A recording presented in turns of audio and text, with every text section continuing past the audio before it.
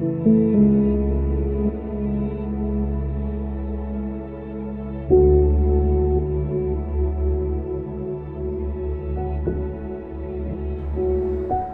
noite, a paz do Senhor, meu irmão, minha irmã. Mais uma quarta-feira chegou e com ela mais uma aula da nossa escola bíblica online. O Senhor tem guardado a minha e a sua vida até aqui e eu tenho certeza que nessa noite Ele vai continuar falando comigo e com você. Por isso pegue aí o seu caderno, a sua caneta, a sua Bíblia e vamos juntos para mais essa aula com o pastor Helder Carantino. Nós voltamos no final. Graça e paz, amados. A América do Norte, ela tem muita facilidade para ser açoitadas na sua costa por furacões. Recentemente nós tivemos, começou com uma tempestade, que eles deram o nome de Nicholas, eles costumam dar nome a esses eventos, e que essa tempestade acabou virando um furacão e varreu a costa americana. E houve mortes, infelizmente, pessoas morreram. Graças a Deus não foi um número alto, porque a maioria, na sua grande maioria, conseguiu se safar, se salvar desse furacão. E um pouquinho antes do Nicholas já teve o furacão Ida, que também varreu a costa americana. E quando esses furacões chegam nos Estados Unidos, muda tudo. Muda a vida das pessoas, muda o cotidiano. Tanto quando ele chega, quando ele passa. Muda a vida das pessoas, muitas vezes, o resto das suas vidas. E eu vi algumas reportagens, quando avisam que o furacão vai chegar naquelas localidades, acontecem muitas coisas interessantes. Algumas pessoas, elas fogem e vão para outros estados. Pessoas que têm familiares em outros estados, têm, condições de ir para outro local, para um hotel, eles migram daquelas regiões, pegam seus carros com suas famílias e vão para outros estados, outras regiões para fugir do furacão. Outros que não têm para onde sair, eles vão para, chama-se um abrigo, abrigo contra furacão, e é um subterrâneo, eles ficam lá no subterrâneo morando até que tudo passe, Outros, infelizmente, não têm muita sorte ou não têm muitos recursos e acabam perdendo até suas vidas com a passagem do furacão. Casas são destruídas, é uma coisa assim meio apocalíptica. Agora, nada no mundo marca mais a vida das pessoas do que a passagem de Jesus Cristo por este mundo. Nada, nenhum evento cataclísmico, nenhum evento da natureza, nenhum evento político, nenhum evento histórico marcou e marca mais a humanidade, o mundo de uma maneira geral, do que a passagem do Senhor e Salvador Jesus Cristo. A passagem do Senhor e Salvador Jesus Cristo neste mundo marcou a humanidade para todo sempre.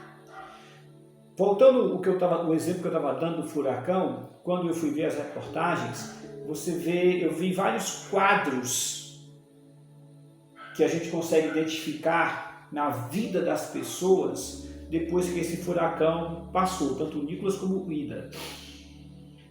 Na passagem de Jesus pela vida das pessoas por certas localidades, nós também podemos identificar alguns quadros bem claros da passagem de Jesus Cristo.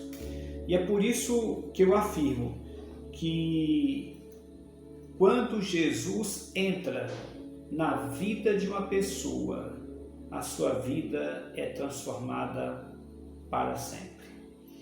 Quando Jesus Cristo entra na vida de uma pessoa, sua vida é transformada para sempre. E eu posso mostrar isso para os meus amados irmãos em 5 quadros bem claros na passagem que nós vamos estudar hoje. Então, abra a sua Bíblia para Marcos capítulo 5, dos versos 14 aos versos 20, e nós vamos ver 5 quadros bem claros, bem distintos da passagem de Jesus Cristo por esta região. Esses 5 quadros são tão claros como aqueles quadros que nós podemos enxergar da passagem do furacão na costa americana. Quais são esses quadros? Diz assim Marcos capítulo 5, versos 14 em diante. Então, saiu o povo para ver o que sucedera. Indo ter com Jesus, viram o endemoniado, o que tivera a legião, assentado, vestido, em perfeito juízo, e temeram.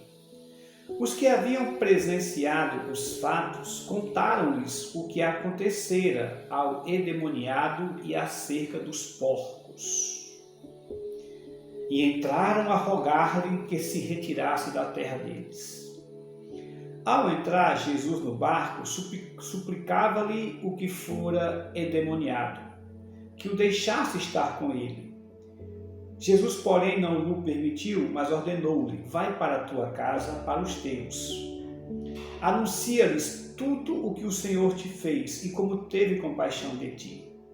Então ele foi e começou a proclamar em Decápolis tudo o que Jesus lhe fizera. E todos se admiravam. Que Deus abençoe a leitura da sua palavra. Os irmãos estão lembrados da aula passada, em que nós comentamos sobre Jesus e o gadareno ou Gerazeno, que era um homem que vivia endemoniado, possuído por Satanás.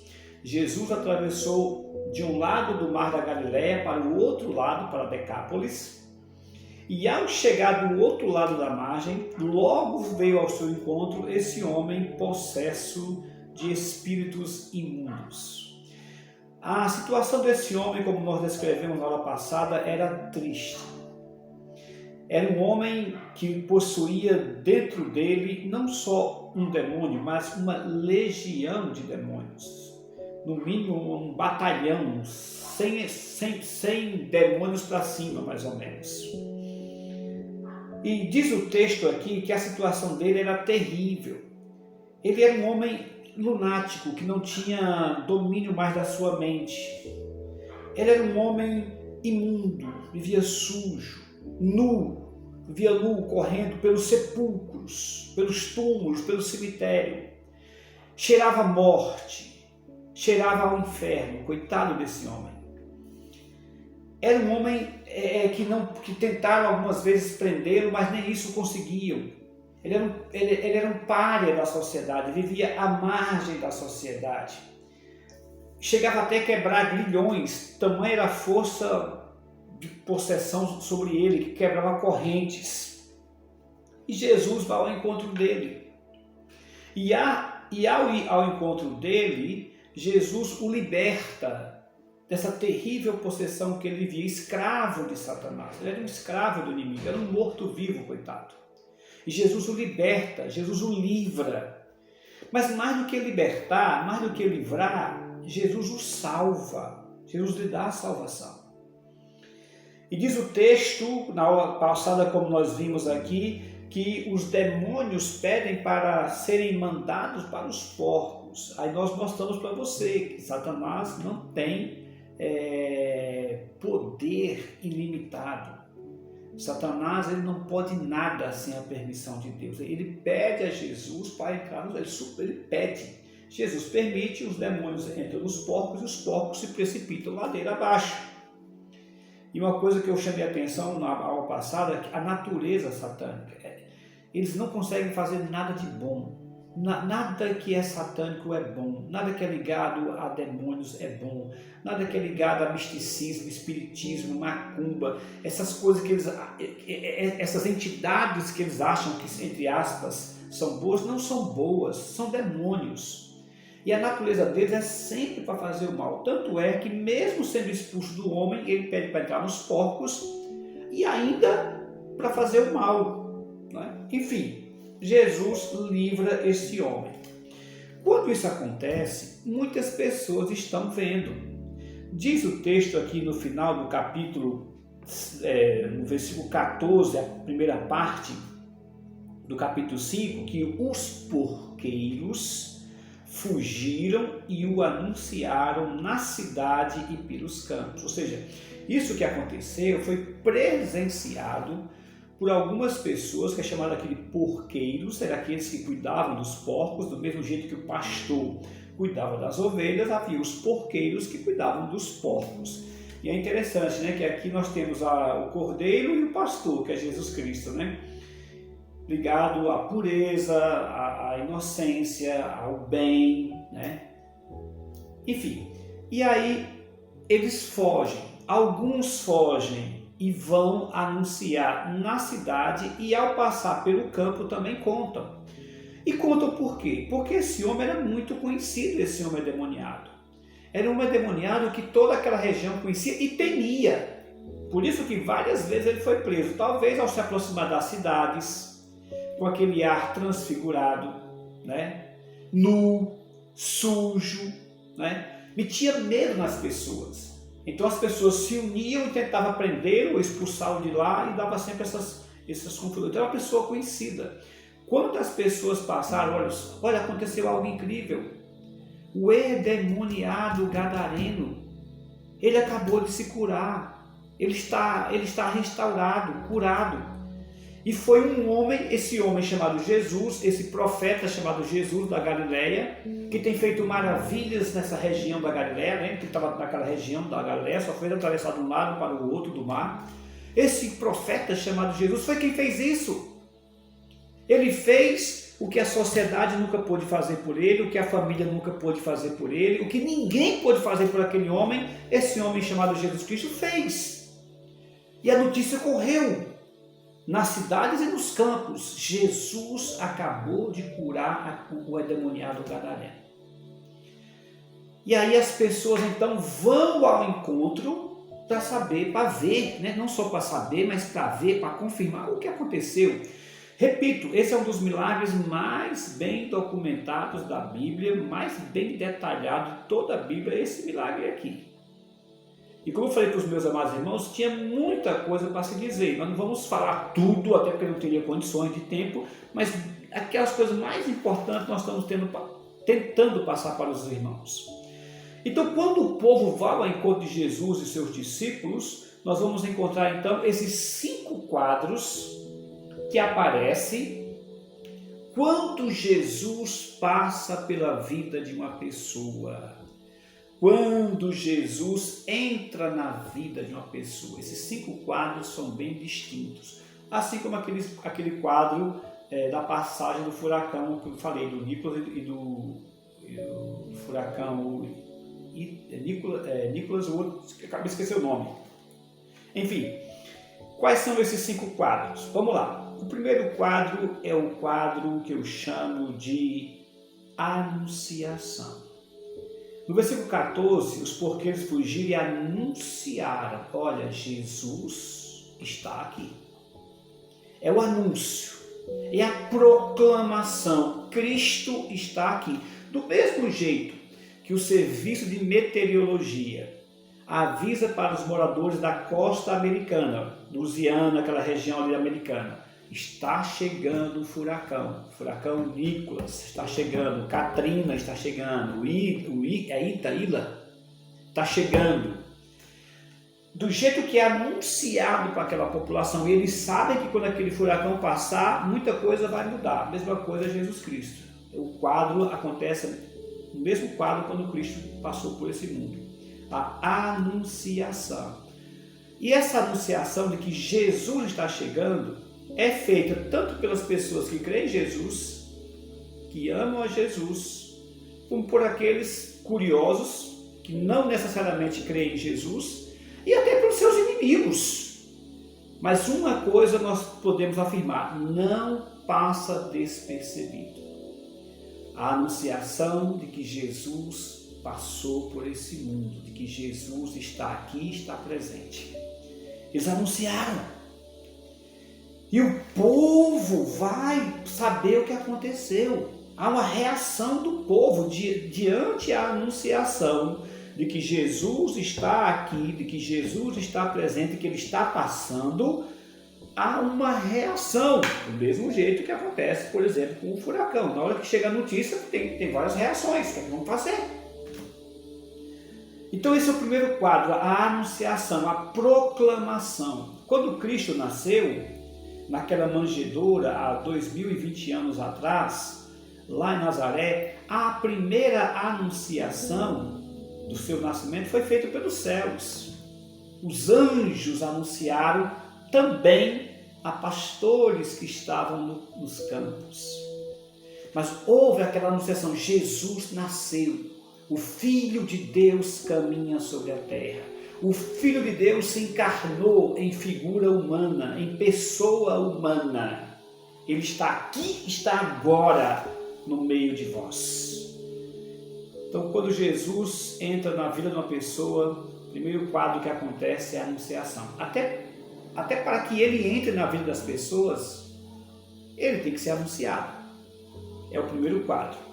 Agora, isso me leva a um segundo quadro. O segundo quadro é admiração.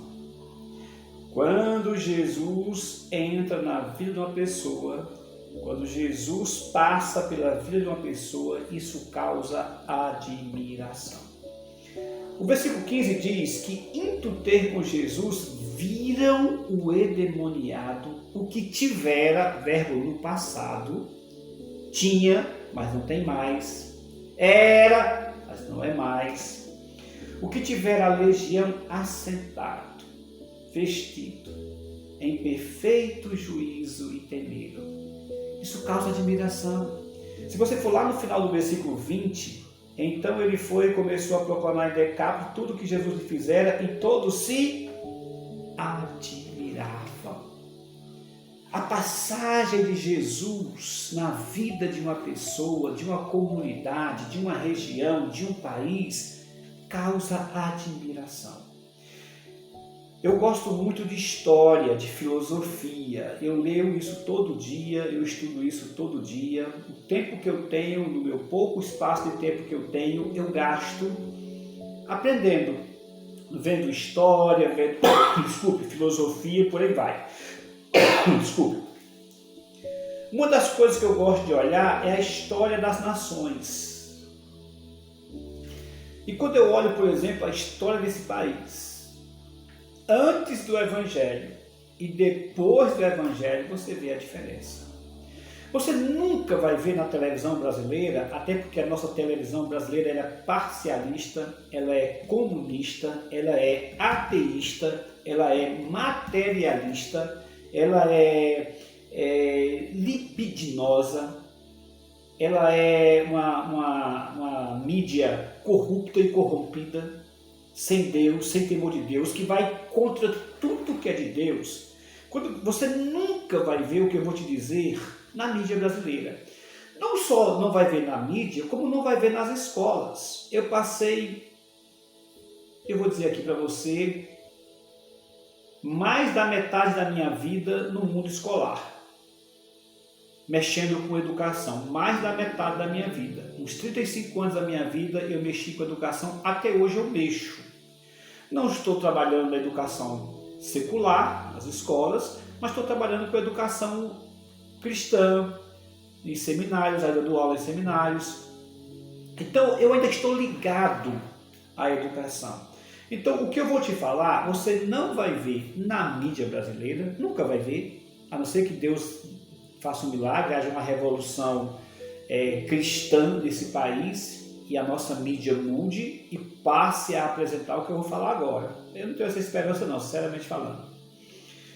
Você não vai ver na nossa educação, porque a nossa educação há mais de 50 anos também capitulou. Capitulou para o materialismo, para o ateísmo, para o pragmatismo, para o comunismo, para todas essas filosofias anticristãs. Então você não vai ver o que eu vou te dizer na educação. Agora, uma pessoa honesta, uma pessoa séria, que queira saber a verdade, e você for olhar a história do nosso país, antes do Evangelho chegar na nossa segunda leva de tentar evangelizar o Brasil, a primeira leva não teve praticamente sucesso, os requisitos são muito pouco, não teve quase mais nenhuma influência a primeira tentativa, né? Com os holandeses, né? Aí foram expulsos. Agora, na segunda tentativa, com o Dr. Robert Calley e Sarah Calley, vindo do Brasil Império ainda, né? Ou seja, há 100 e poucos anos, 150 anos mais ou menos. e estabelecendo a primeira igreja evangélica, que é a Igreja Congregacional Fluminense, igreja inclusive que foi pastoreada pelo grande pastor João Arantes Costa, meu grande amigo, de quem eu tenho uma saudade enorme e de quem eu devo muito e aprendi muito. Daquela tentativa do Dr. Robert Calley ao estabelecer a primeira igreja evangélica no Brasil, na Congregacional Fluminense, para o dia de hoje, se você for fazer uma análise da história do Brasil, você vai ver a diferença do que o Brasil se tornou em 150 anos para antes. Esse país tem 500 anos, 350 sem evangelho e 100 e poucos anos com o evangelho. Olha a mudança desse país em 150 anos. Só que ninguém fala isso. Ninguém enxerga isso na televisão, na educação. Mas o que fez o Brasil progredir, não tenha dúvida, foi o Evangelho na terra brasileira, foi o Evangelho nessa terra de Tupi-Guarani. Principalmente na evolução que aconteceu da década de 50 para cá. Se você pegar o Brasil de 1950 para cá, o avanço é extraordinário, mas só coincide com uma coisa. A única coisa diferente de 1950 para cá que fez esse Brasil avançar é o Evangelho, foi a progressão do Evangelho. O Evangelho se espalhou por todo o Brasil. Igrejas batistas, presbiterianas, congregacionais, cristãs evangélicas, pentecostais, assembleianas e tantas outras alavancaram a qualidade de vida desse país, mas não se fala nem na televisão, nem na educação. Se você for procurar, todas as outras coisas do Brasil continuaram praticamente do mesmo jeito. A única coisa que fez se mudar foi o Evangelho. A passagem de Jesus Cristo na pregação do Evangelho nesse país. Eu fico admirado com a diferença do Brasil. É só você olhar a história do Brasil, você pegar a diferença do Brasil de 100 anos para cá, dos 400 para trás, você vai ver a diferença. E só há uma explicação: o progresso do Evangelho, a anunciação de Jesus Cristo, Filho de Deus, nessa terra tupiniquim. Mas, repito, não se fala isso. Ainda bem que nós temos a igreja, o reino de Deus, para enxergar a verdade e proclamar a verdade. Glória a Deus por isso. Essa é a segunda coisa que acontece quando Jesus Cristo passa. Ele causa admiração. Se você olhar, as pessoas que olhavam para o apóstolo Paulo ficavam admirados. Mas ele era um perseguidor? Era, não é mais. Por quê? Porque agora ele conheceu Jesus Cristo. As pessoas olhavam para Maria Madalena. Mas essa não é Maria Madalena? Aquela prostituta de Magdala? É ela. Mas não é mais prostituta. É uma mulher virtuosa. Mas o que aconteceu? Conheceu Jesus Cristo. Mas é o procônsul Sérgio Paulo.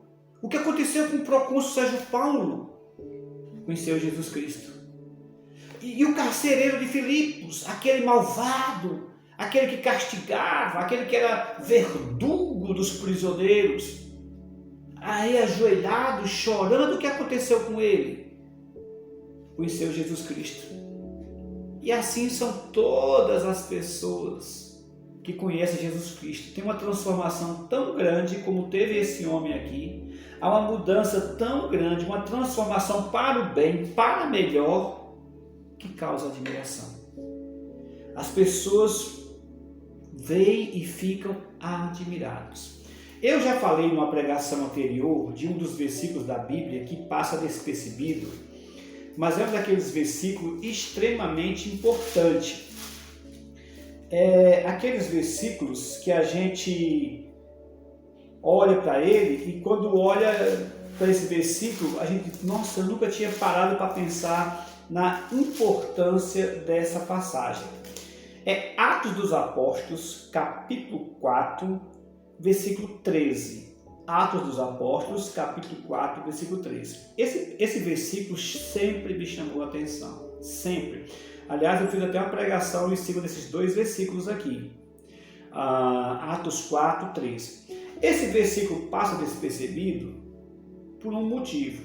Porque o versículo anterior é tão conhecido é tão falado, o versículo 12, que o 13 as pessoas não se tocam. Eu vou ler então, vou ler os dois versículos, Atos 4, 12 e 13. Olha só, Atos 4, 12 é muito conhecido. E não há salvação em nenhum outro, porque abaixo do céu não existe nenhum outro nome dado entre os homens pelo qual importa que sejamos salvos. Esse versículo é muito famoso, é um versículo para evangelização, né? Muito usado inclusive contra o romanismo, né? A doutrina romana, né? Não há salvação em nenhum outro, porque abaixo do céu não existe nenhum outro nome dado entre os homens pelo qual importa que sejamos salvos. Esse versículo é muito conhecido, quase todo crente conhece esse versículo. Quem falou ele? Pedro, num discurso perante o Sinédrio. Agora, o versículo 13, que me chama a atenção, que não é muito conhecido, olha a lição que ele tem. Ao verem a intrepidez de Pedro e João, sabendo que eram homens iletrados e incultos, admiraram-se e reconheceram que haviam eles estado com Jesus. Esse Pedro era o Pedro que dias antes tinha negado Jesus Cristo. Esse Pedro é aquele Pedro covarde, que queria ser maldito se conhecesse Jesus Cristo, que o traiu antes que o galo cantasse 3 vezes. Esse Pedro é aquele Pedro que fugiu, que correu, que se escondeu, que negou Jesus.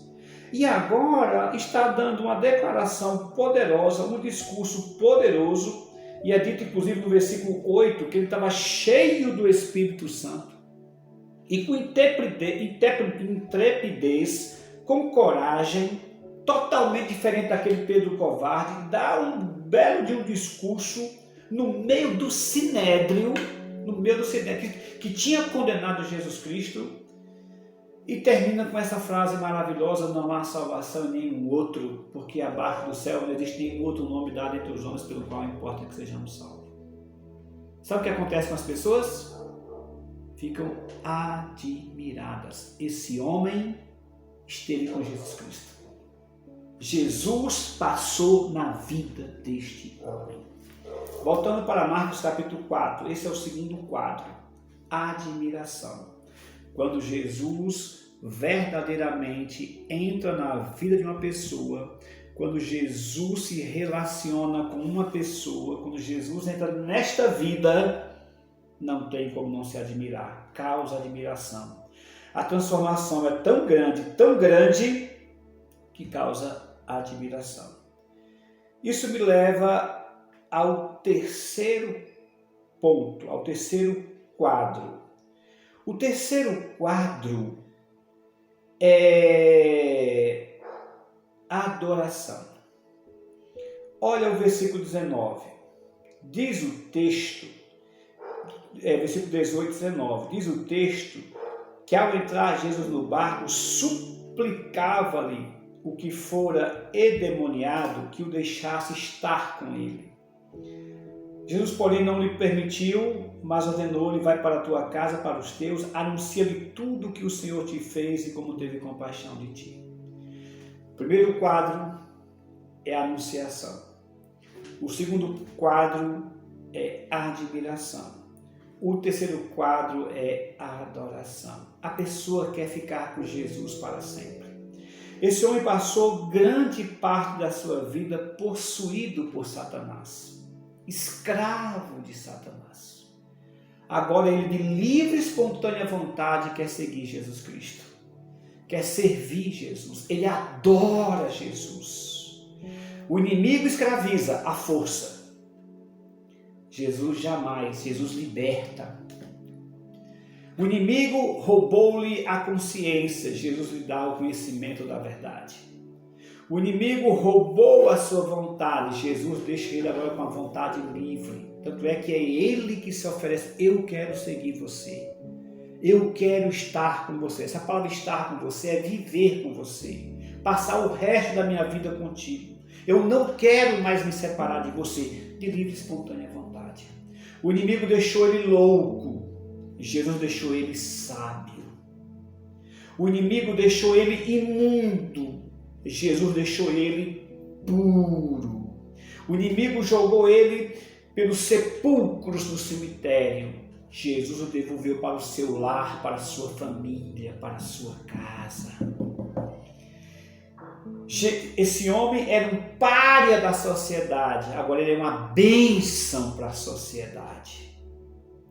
Esse homem era um perigo para as pessoas. Esse homem agora é luz para as pessoas. Olha, meu irmão, como eu falei, eu poderia falar tantas as coisas. Por isso que ele adora Jesus. Por isso que ele quer estar com Jesus, quer seguir com Jesus, não quer mais se separar de Jesus. Adoração. Adoração é isso. É você se desmanchar em gratidão pelo aquilo que Jesus fez nas nossas vidas e faz e continuará fazendo.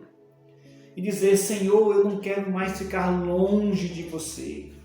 Eu não quero me separar, eu quero estar contigo todo o tempo da minha vida, meu Senhor. Eu quero ir aonde o Senhor for. Eu quero estar com o Senhor. Ele não sabia ainda, eu creio até que enquanto os porqueiros foram avisar na cidade, Jesus conversou muito com esse homem, evangelizou muito ele, falou muito com ele. Mas eu creio que tem uma coisa que ele não sabia ainda, aquilo que Jesus vai dizer lá na frente. Olha, não precisa você ir comigo para estar comigo. Eu vou estar com você todos os dias da sua vida. Eu vou fazer morada no seu coração todos os dias da sua vida. Você vai ter de Deus para sempre na sua vida, que era o Espírito Santo, que esse homem aqui já era portador dele. O Espírito Santo virá definitivamente e habitará com vocês. Eu estarei com vocês para todo sempre. E mais, onde 2 ou 3 estiverem reunidos em meu nome, eu estarei com vocês. Então o terceiro quadro é adoração. Isso me leva ao quarto e penúltimo quadro. E esse quarto e penúltimo quadro é extremamente interessante. Talvez o mais importante, não vou dizer o mais importante, é o mais sério dos 5 quadros que eu vou falar aqui. É o quadro que eu chamo o quadro da decisão. Porque quando Jesus passou por aquela região, pela vida daquelas pessoas, houve decisões. Decisões a favor de ficar com Jesus e decisões de se afastar definitivamente de Jesus. E essa decisão de seguir com Jesus ou de se afastar definitivamente de Jesus continua até hoje na passagem do Filho de Deus neste mundo. Olha só, desde o versículo 15, que as pessoas vieram, quando viram o endemoniado, que tivera a legião, que não tem mais, está livre, glória a Deus, assentado, vestido em perfeito juízo, temeram. Primeira coisa, foi uma admiração, mas uma admiração seguida de medo. Mas o que é isso? Como é que esse homem está assim? Esse homem que vivia nu, se ferindo com pedra, no sepulcro, louco, agredindo as pessoas, machucando, era um perigo para a sociedade, imundo, sujo. Como é que ele está nesta situação? Isso causou admiração e na sequência causou temor. Ficaram atemorizados. Aí diz o versículo 16 que os que haviam presenciado, veja que nem todos foram na cidade avisar os donos dos porcos e nem sair pelos campos dizendo o que aconteceu. Alguns ficaram. Os que haviam presenciado não foram nem os discípulos, nem Jesus e nem o próprio endemoniado. Foram os outros que ficaram vendo, que viram o que aconteceu. Diz o que aconteceu ao endemoniado. E o que aconteceu com os porcos? Olha, aconteceu assim, assado. Esse homem chamado Jesus expulsou os demônios entraram nos porcos, os porcos se precipitaram, o endemoniado está aqui curado, livre, os porcos morreram do despenhadeiro e foi isso que aconteceu. Agora, olha só o versículo 17. e entraram a rogar-lhe que se retirasse da terra deles. Essa foi a decisão daquelas pessoas. Jesus, nós não queremos você aqui. Isso, eu repito, tem muita coisa a ser dita. Eu vou só pontuar algumas coisas devido ao tempo. Primeiro, para estas pessoas, um milagre desse, a libertação de um homem desse que vivia numa situação dessa, é menos importante do que um porco. Esse homem tem menos valor para essas pessoas do que um porco. E ele tem menos valor do que um porco porque Deus, na vida dessas pessoas, também não vale nada. Essa é a grande verdade.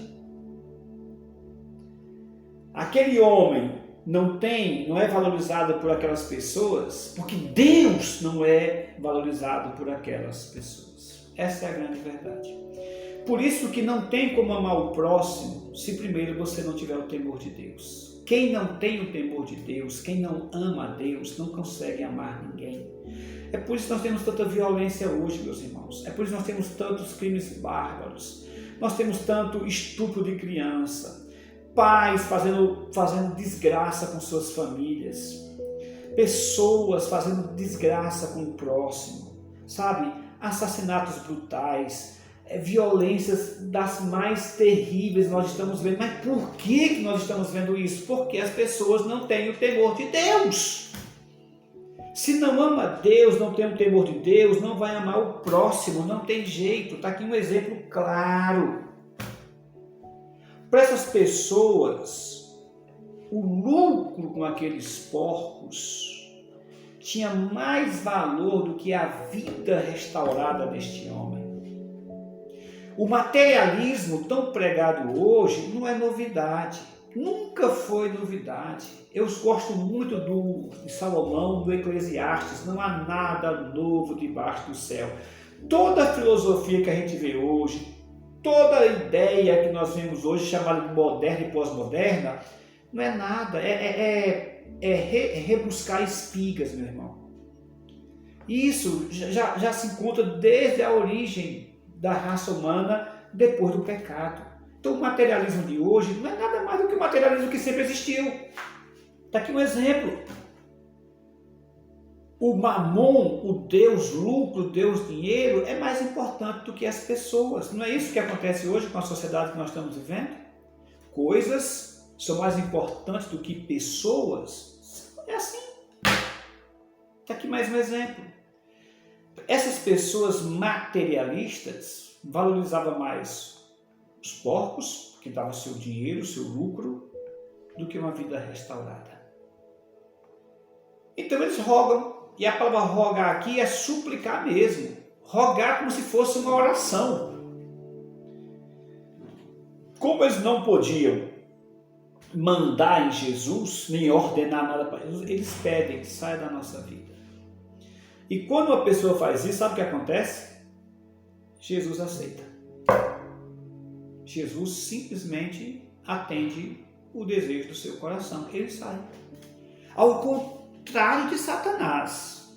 Se o endemoniado quisera, eu até acho que ele deva ter querido, se livrar daqueles demônios, ele não podia. Porque Satanás não respeita a vontade nem a liberdade de ninguém. Dá para fazer um link com o que nós estamos vivendo hoje no mundo? A doutrina satânica, a doutrina demoníaca, nunca aceita liberdade, nunca respeita a tua vontade. Jesus não. Jesus, ou você o ama e o aceita de livre e espontânea vontade, como esse caso aqui, ou você também o rejeita de livre e espontânea vontade, mas ele não obriga você nem a aceitar nem a rejeitar, ao contrário dos demônios, ao contrário de Satanás. Jesus simplesmente se retirou, então tudo bem. Então, são duas decisões que são feitas aqui. A primeira decisão é a decisão de que Jesus se retire.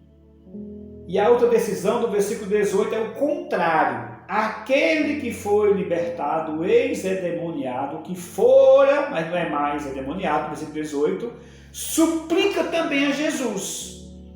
mas suplica para estar com Jesus, para viver com Jesus, para nunca se separar de Jesus. Olha as duas decisões, meus irmãos.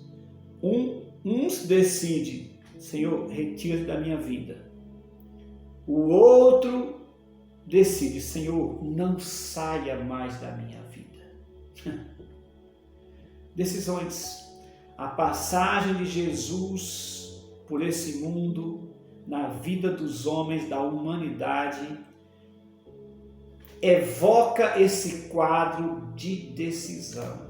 O que é que você vai decidir?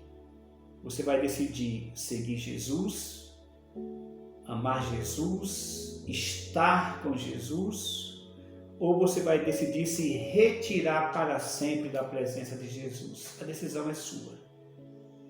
As consequências você vai ter que arcar também. Esse homem suplica para estar com Jesus porque ele sabe quem Jesus é. Ele sabe o que Jesus fez na sua vida.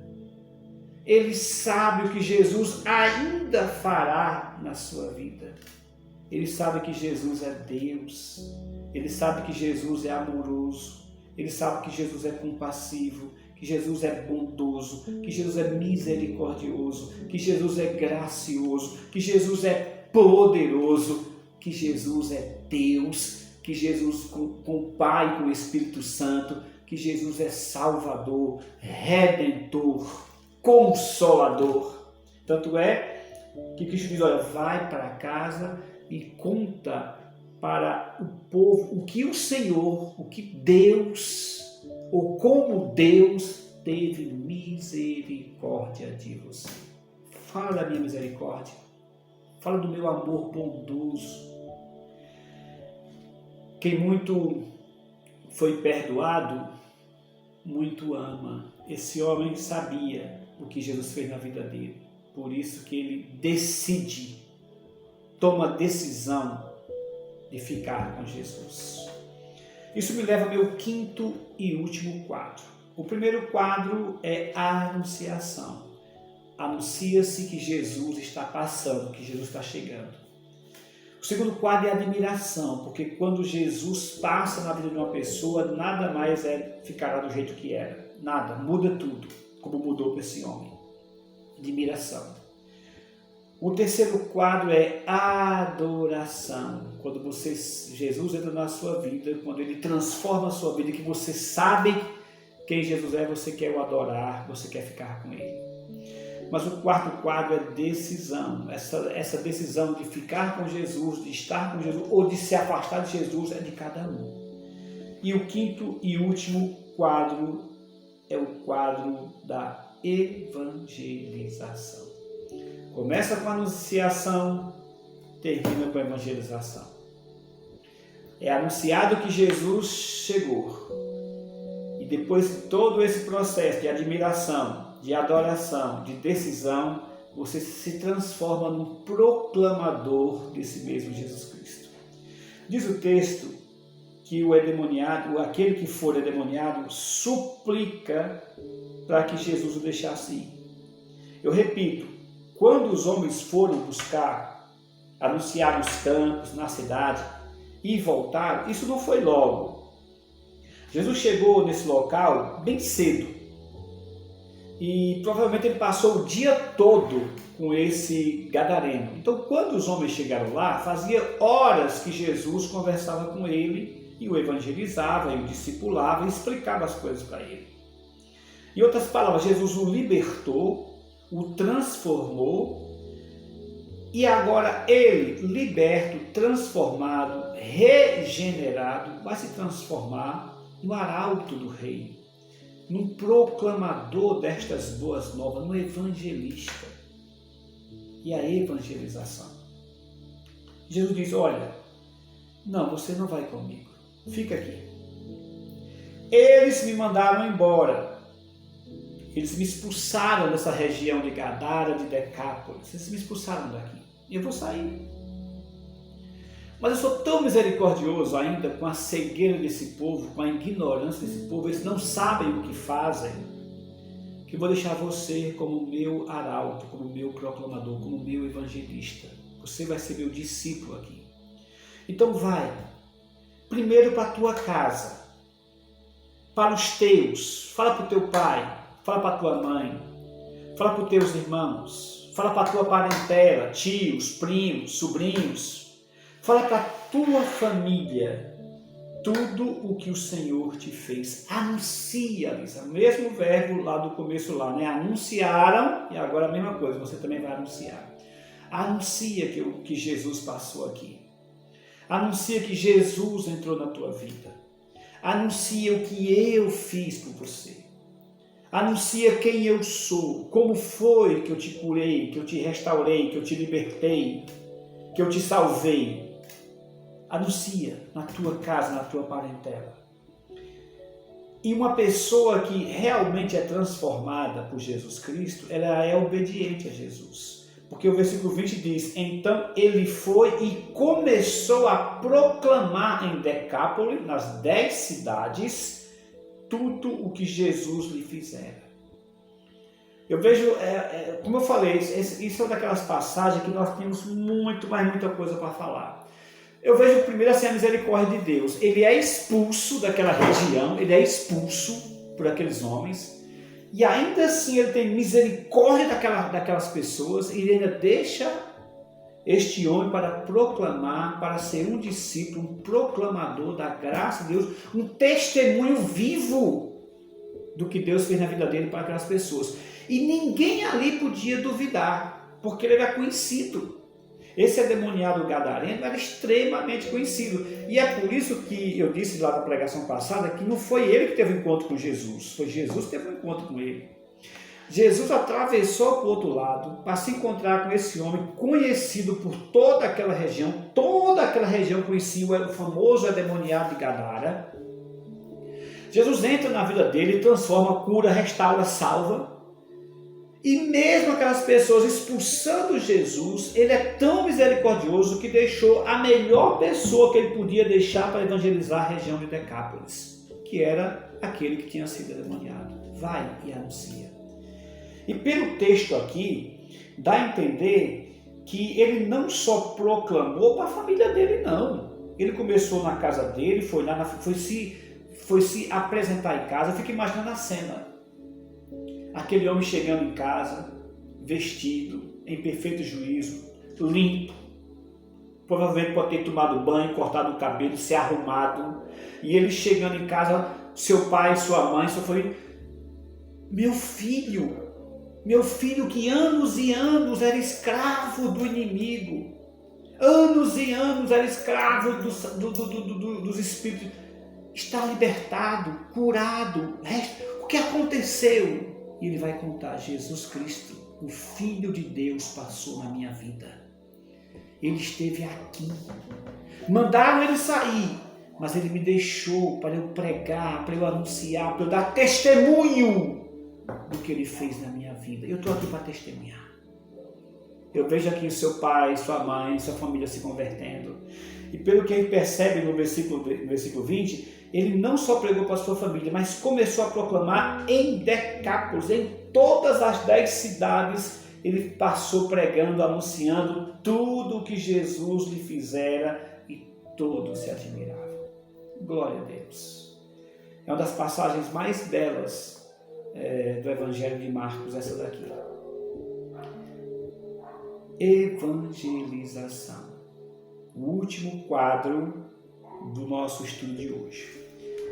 Amém, louvado seja Deus por mais essa aula, pela vida do pastor Helder, pela sua vida que tem acompanhado semana após semana esse ensino que nós temos tido aqui no nosso canal do YouTube. E eu quero te convidar e te incentivar a continuar colocando em prática o que nós temos aprendido e continuar sendo igreja conosco, seja nas nossas reuniões, nos nossos encontros virtuais, que são as nossas escolas bíblicas, as nossas reuniões de oração, ou nos nossos encontros presenciais. Nesse sábado mesmo nós temos encontro de adolescentes e pré-adolescentes à tarde na igreja, temos encontro de jovens à noite e no domingo nós temos celebrações da família às 10 horas da manhã e também às 19 horas. Se você pode, se esforce para estar conosco. Vamos juntos adorar ao nome do Senhor. Que Deus te abençoe e tenha uma excelente noite de quarta-feira e um restante de semana na presença do Senhor.